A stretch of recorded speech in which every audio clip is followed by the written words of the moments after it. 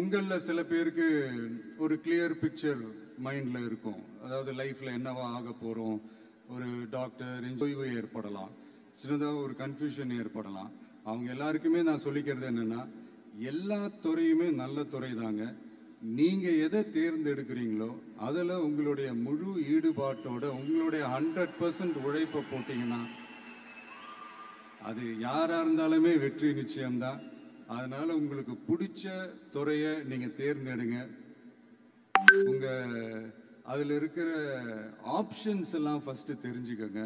உங்கள் பேரண்ட்ஸ் கிட்ட டிஸ்கஸ் பண்ணுங்கள், உங்கள் ஸ்கூல் டீச்சர்ஸ் கிட்ட டிஸ்கஸ் பண்ணுங்கள். இந்த கெரியர் கைடன்ஸ் கொடுக்கறதுக்கெல்லாம் நிறைய பேர் இருக்காங்க, இந்த கெரியர் கவுன்சிலிங் கொடுக்கறதுக்கெல்லாம் நிறைய பேர் இருக்காங்க. அவங்க எல்லாரையும் மீட் பண்ணுங்கள். இந்த மாதிரி ஒரு சந்தர்ப்பத்தில் நான் என்னுடைய ஒரு சின்னதாக ஒரு கெரியர் கைடன்ஸ் உங்ககிட்ட ஷேர் பண்ணணும்னு ஆசைப்படுறேங்க.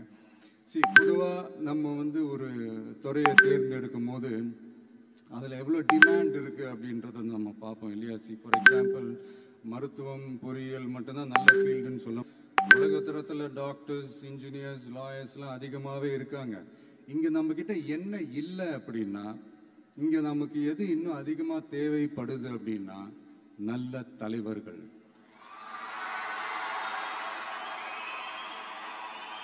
நான் தலைவர்கள்னு சொன்னது வெறும் அரசியல் ரீதியாக மட்டும் சொல்லலை. இப்போ நீங்கள் ஒரு துறைக்கு போகிறீங்க, அதில் நீங்கள் சிறந்து விளங்கினீங்கன்னா அந்த ஒரு தலைமை இடத்துக்கு உங்களால் ஈஸியாக வர முடியும்.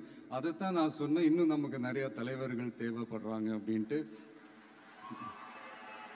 அது மட்டும் இல்லை, ஃப்யூச்சரில் அரசியலும் ஏன் ஒரு கெரியர் ஆப்ஷனாக வரக்கூடாது, அப்படி வரணுன்றது என்னுடைய விருப்பம்.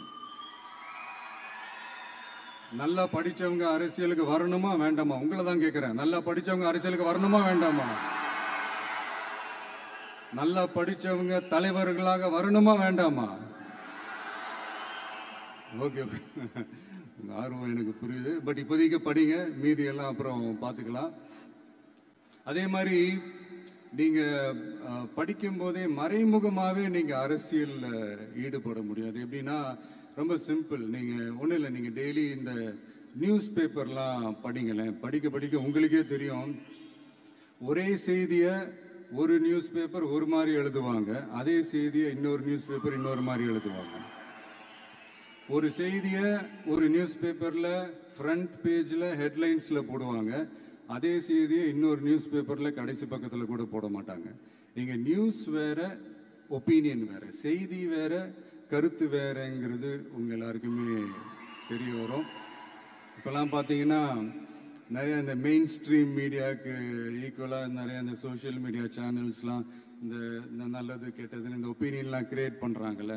அதெல்லாம் நீங்கள் பார்த்தீங்கன்னா ரொம்ப ஈஸியாக ஒரு நல்லதை கெட்டதாகவும் கெட்டதும் நல்லதாகவும் நல்லவங்களை கெட்டவங்க மாதிரியும் கெட்டவங்களை நல்லவங்க மாதிரி இந்த மாதிரி புரணி பேசி ப்ரொஜெக்ட் பண்ணுறதெல்லாம் இந்த மீடியா, சோஷியல் மீடியாலலாம் நம்ம பார்க்குறோம் இல்லையா? நீங்கள் எல்லாமே பாருங்கள், நீங்கள் எல்லாமே படிங்க, பட் எது உண்மை பொய்ன்னு மட்டும் அனலைஸ் பண்ண மட்டும் கற்றுக்கங்க. அப்போ தான் இந்த உண்மையிலே நம்ம நாட்டில் என்ன பிரச்சனை, நாட்டோட மக்களுக்கு என்ன பிரச்சனை, இந்த சமூக தீமைகள் பற்றிலாம் உங்களுக்கு தெரிய வரும். அது தெரிஞ்சுக்கிட்டாலே இந்த ஒரு சில அரசியல் கட்சிகள் செய்கிற இந்த பொய்யான பிரச்சாரங்களை எல்லாம் நம்பாமல் எது கரெக்டு, எது தப்பு, எது உண்மை பொய்ன்னு இதை அனலைஸ் பண்ணி பார்த்துட்டு நல்ல தலைவர்களை தேர்ந்தெடுக்கக்கூடிய ஒரு விசாலமான ஒரு உலக பார்வை உங்களால் வளர்த்துக்க முடியும். அது வந்துட்டாலே அதை விட ஒரு சிறந்த அரசியல் வேறு எதுவுமே இருக்க முடியாதுங்க. அதை விட நம்ம நாட்டோட வளர்ச்சிக்கு நீங்கள் செய்ய போகிற அந்த பங்களிப்பு வேறு எதுவுமே இருக்க முடியாது. ஃபைனலாக ஒரே ஒரு சின்ன விஷயம், friendship ads fragrance to life. அதில் எந்த மாற்று கருத்துமே கிடையாது. ஒரு கட்டத்துக்கு அப்புறம் பேரண்ட்ஸுக்கு அடுத்தபடியாக, இன்னும் சொல்லப்போனால் பேரண்ட்ஸை விட அதிகமாக நண்பர்களோட டைம் ஸ்பெண்ட் பண்ணக்கூடிய அந்த ஒரு சூழ்நிலை ஏற்படும்.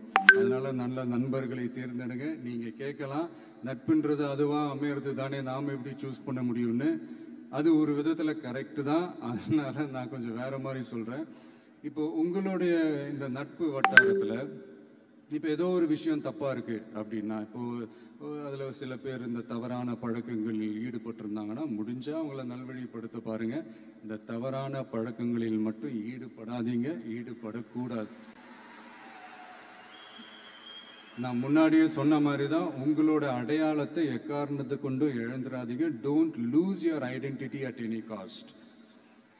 இது நான் ஏன் இவ்வளோ வலியுறுத்தி சொல்கிறேன்னா, இப்போ ரீசெண்ட் டைமில் நீங்கள் பார்த்தீங்கன்னா நம்ம தமிழ்நாட்டில் இந்த போதை பொருட்களுடைய இந்த பயன்பாடு அதெல்லாம் வந்து முக்கியமாக யங்ஸ்டர்ஸ் மத்தியில் ரொம்பவே அதிகமாயிருச்சு. ஒரு பெற்றோர் என்ற முறையில், ஒரு அரசியல் இயக்கத்துக்கு தலைவர் என்ற முறையில் எனக்குமே ரொம்ப அச்சமாக தான் இருக்குது. சொல்லலாம் இப்போ வந்து இந்த போதை பொருட்கள்லாம் இதெல்லாம் கண்ட்ரோல் பண்ணுறது அரசோட கடமை, இதெல்லாம் வந்து யங்ஸ்டர்ஸ் இதிலேருந்து காப்பாற்றுறதெல்லாம் அரசுங்களோட கடமை. இப்போ ஆளும் அரசு அதெல்லாம் தவற விட்டுட்டாங்க அப்படின்றத பற்றிலாம் நான் இங்கே பேச வரல. அதுக்கான மேடையும் இது இல்லை.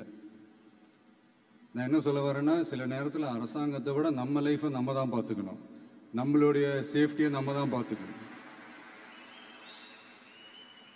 ஸோ உங்களுடைய செல்ஃப் கண்ட்ரோல், உங்களுடைய செல்ஃப் டிசிப்ளின் அது மட்டுமே வளர்த்துக்கோங்க. Say no to temporary pleasures, say no to drugs. எனக்காக இது ஒரே ஒரு வாட்டி ரிப்பீட் பண்ணுறீங்களா? Say no to temporary pleasures, say no to drugs. No, ஒரே ஒரு வாட்டி please. Say no to temporary pleasures, say no to drugs. Thank you. இந்த உறுதிமொழியை நீங்கள் எல்லாரும் எடுக்கணும்ட்டு நான் ரொம்ப தாழ்மையுடன் கேட்டுக்கிறேன்.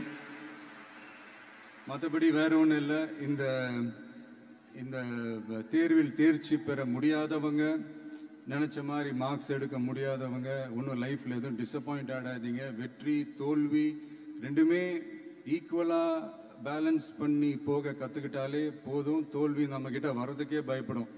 Success is never ending, failure is never final. So இது மட்டும் புரிஞ்சுக்கோங்க. நான் 3ஆம் தேதி மீட் பண்ண போகிற அந்த செட் ஆஃப் ஸ்டூடெண்ட்ஸ் அண்ட் பேரண்ட்ஸுக்கும் சேர்த்து தான் இன்னைக்கு வந்து நான் பேசுகிறேன். ஏன்னா மறுபடியும் இந்த மாதிரி அட்வைஸ் பண்ணி அவங்கள நான் போர் அடிக்க விரும்பலை. ஏன்னா ஜென்ரலாகவே தெரியும் அட்வைஸ் பண்ணவங்க எல்லாருக்கும் பிடிக்காதுன்னு. ஏன்னா நானும் அப்படி தான்.